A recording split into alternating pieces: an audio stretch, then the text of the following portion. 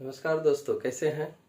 स्वागत है हमारे इस YouTube चैनल पर जिसका नाम है डॉक्टर वीरेंद्र जीएस फैकल्टी। आज हम लोग बात कर रहे हैं पिछड़ी अर्थव्यवस्था, विकासशील अर्थव्यवस्था और विकसित अर्थव्यवस्था के अलग अलग आयामों को, जिसमें बेसिकली हम लोग इस पर चर्चा कर रहे हैं कि किसी भी देश की अर्थव्यवस्था या तो वह विकसित हो सकती है या विकासशील हो सकती है या अंडर डेवलपिंग अर्थात पिछड़ा हुआ अर्थव्यवस्था हो सकता है। तो अब सवाल उठता है कि पिछड़ा हुआ अर्थव्यवस्था के जीडीपी में या विकसित अर्थव्यवस्था के जीडीपी में जो अर्थव्यवस्था के विभिन्न सब सेक्टर और बड़ा सेक्टर है, उसका योगदान कितना परसेंट और कितना कितना होता है। अभी इस सेशन में तो हम लोग कितना परसेंटेज होता है उस पर चर्चा नहीं करेंगे, लेकिन एक आंकड़े और एक साइंटिफिक अप्रोच से मैं आपको बताने का और समझाने का प्रयास करता हूं कि आप देख करके ये पता कर सकते हैं कि कौन से स्ट्रक्चर जो है वह एक डेवलपिंग इकोनॉमी का है और कौन सा स्ट्रक्चर डेवलप्ड इकोनॉमी का है और कौन सा स्ट्रक्चर जो है वह अंडर डेवलपिंग अर्थात पिछड़ा हुआ अर्थव्यवस्था का है। देखिए, होता क्या है कि कोई भी अर्थव्यवस्था का जीडीपी अगर है तो उसमें हर सेक्टर का योगदान होता है कमोबेश।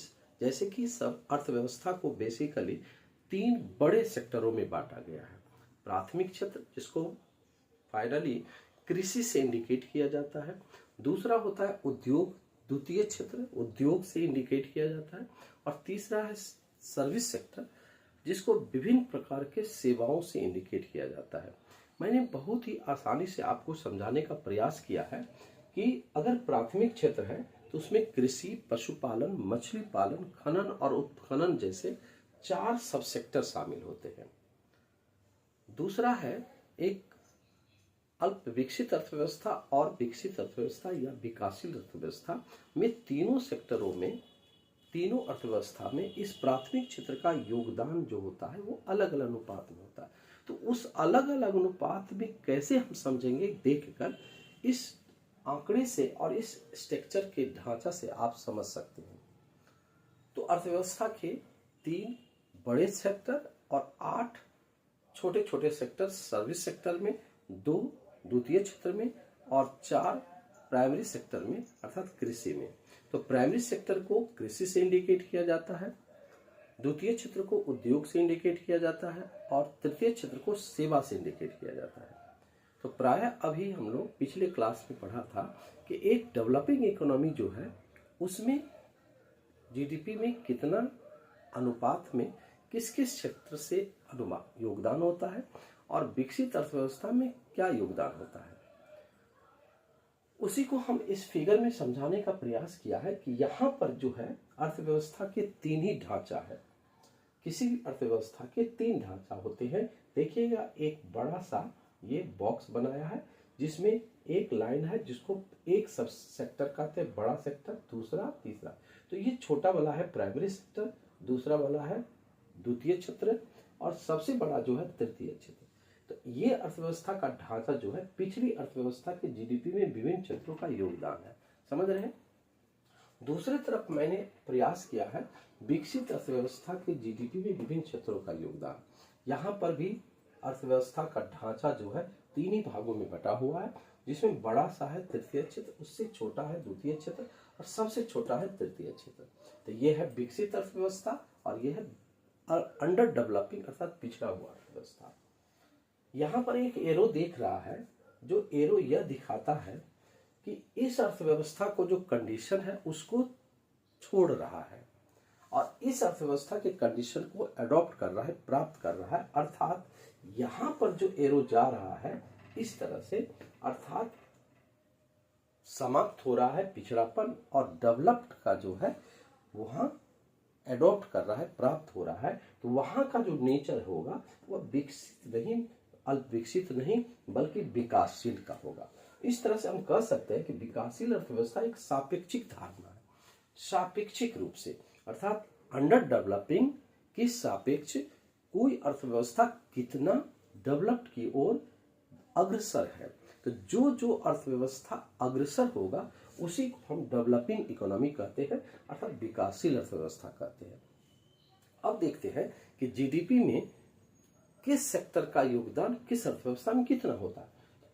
तो पिछड़े हुए अर्थव्यवस्था के जीडीपी में प्राइमरी सेक्टर का आकार जो है वह छोटा है, उससे बड़ा है द्वितीय क्षेत्र का, उससे बड़ा है तृतीय क्षेत्र का। यहाँ पर मैंने अर्थव्यवस्था के 3 क्षेत्र को लिखा है, 3 क्षेत्र को, प्राथमिक क्षेत्र, द्वितीय क्षेत्र और तृतीय क्षेत्र। क्लियर हो रहा है। यहाँ पर मैंने देखा है कि विकसित अर्थव्यवस्था का जो ढांचा है, ये तृतीय क्षेत्र जो छोटा वाला है वह यहाँ पर प्राथमिक क्षेत्र है छोटा ये, और यहाँ पर जो है ये, यहाँ पर ये गलत हो गया, यहाँ पर होगा, यहाँ से होगा, ठीक है। और ये जो है तृतीय क्षेत्र का योगदान जो है, ये पिछड़ा हुआ अर्थव्यवस्था का प्राथमिक क्षेत्र जो है बहुत बड़ा होता है, और द्वितीय विकसित अर्थव्यवस्था का प्राथमिक क्षेत्र छोटा होता है। अर्थात जीडीपी में प्राथमिक क्षेत्र का योगदान एक अल्प विकसित अर्थव्यवस्था में पिछड़ा हुआ अर्थव्यवस्था में ज्यादा होता है, जबकि विकसित अर्थव्यवस्था में कम होता है। दूसरा सेक्टर है पिछड़ी हुई अर्थव्यवस्था में द्वितीय क्षेत्र का योगदान अपेक्षाकृत क्या होता है, उससे कम होता है यहाँ पर, और यहाँ पर भी क्या होता है, कम होता है विकसित अर्थव्यवस्था में। और तृतीय क्षेत्र का योगदान जो है वह पिछड़ी हुई अर्थव्यवस्था में ये बहुत ही क्या होगा, कम होगा, और यहाँ पर जो होगा विकसित अर्थव्यवस्था में जीडीपी का योगदान, ठीक है ना, जीडीपी में जो योगदान है वो बहुत ज्यादा होता है।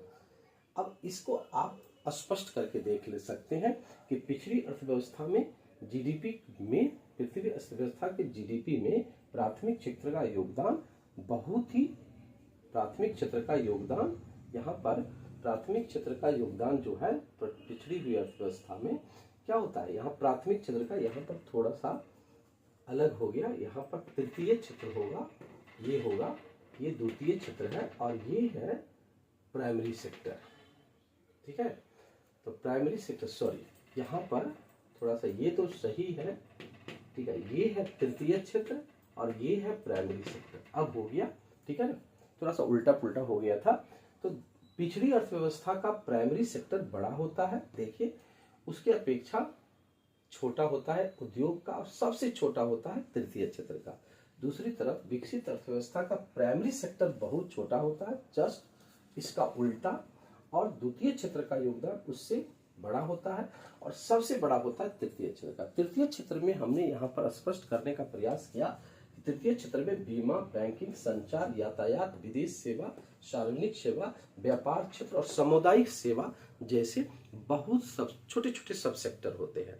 और उद्योग में द्वितीय क्षेत्र जो है निर्माण उद्योग और विनिर्माण उद्योग, कंस्ट्रक्शनल और मैन्युफैक्चरिंग उद्योग जो है वो द्वितीय क्षेत्र में होता है। द्वितीय क्षेत्र में 2 उद्योग, प्राथमिक क्षेत्र में 4 और तृतीय क्षेत्र में 8 सब सेक्टर, अर्थात कहने का मतलब है कि चारों मिला करके 14 सब सेक्टर है, 14 सब सेक्टर अर्थव्यवस्था में बांटा गया है।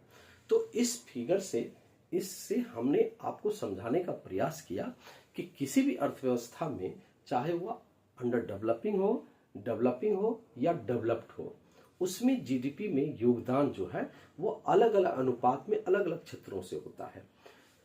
तो पिछड़ापन जब दूर होगा तो वहां पर विकसित को प्राप्त करेगा। तो ये लेवल जो है यही विकसित अर्थव्यवस्था का संरचना है। तो यहाँ पर विकसित अर्थव्यवस्था की संरचना में क्या होगा, संरचनात्मक परिवर्तन देखा जाता है, अर्थात पिछड़ापन दूर होगा और विकास के विभिन्न आयामों को प्राप्त करने का प्रयास करेगा।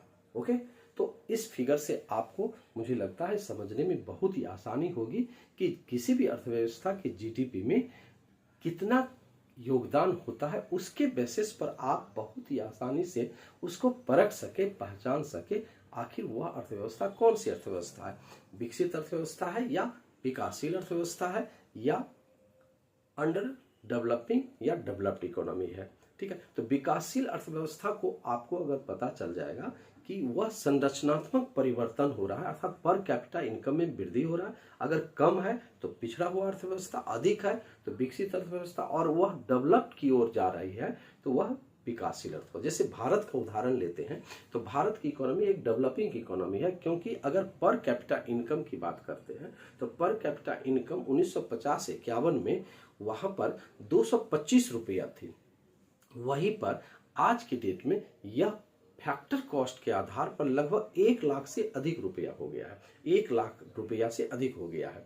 ठीक है, उसी तरह से जनसंख्या की बात करते हैं तो जनसंख्या 1950-51 में जहां 36 करोड़ जनसंख्या थी, वहीं पर आज के डेट में 122 करोड़ से भी अधिक हो गई है। तो इस तरह से जनसंख्या में भी वृद्धि हो रहा है और पर कैपिटा इनकम में भी वृद्धि हो रही है। उसी तरह एजुकेशन की बात करते हैं तो एजुकेशन 1950-51 में लगभग 18% के बराबर था, आज के डेट में 74% के बराबर होगा। ठीक है, तो इस तरह से हम लोग देखते हैं कि भारत की इकोनॉमी जो है 1950-51 में एक अंडर डेवलपिंग इकोनॉमी, पिछड़ा हुआ अर्थव्यवस्था था, और आज के डेट में एक विकासशील अर्थव्यवस्था है, क्योंकि अभी भी अमेरिकी अर्थव्यवस्था की अपेक्षा हर सेक्टर में यह पीछे है। तो पीछे है तो ये सब रिस्पेक्टिवली है, सापेक्षिक रूप से धारणा है। इसीलिए अर्थव्यवस्था का वह स्वरूप जिसमें अर्थव्यवस्था के विभिन्न क्षेत्रों में संरचनात्मक परिवर्तन हो तो उसे विकासशील अर्थव्यवस्था कहते हैं। अर्थात उस वहां पर वैसे अर्थव्यवस्था में पिछड़ापन दूर होगा और विकास की लेवल को प्राप्त करने का प्रयास करेगा, और उसी प्रयास को मैंने इस ढांचा में बताने का प्रयास किया। ओके, उम्मीद है कि इस फिगर को आप समझ सक के आपको समझाने में मुझे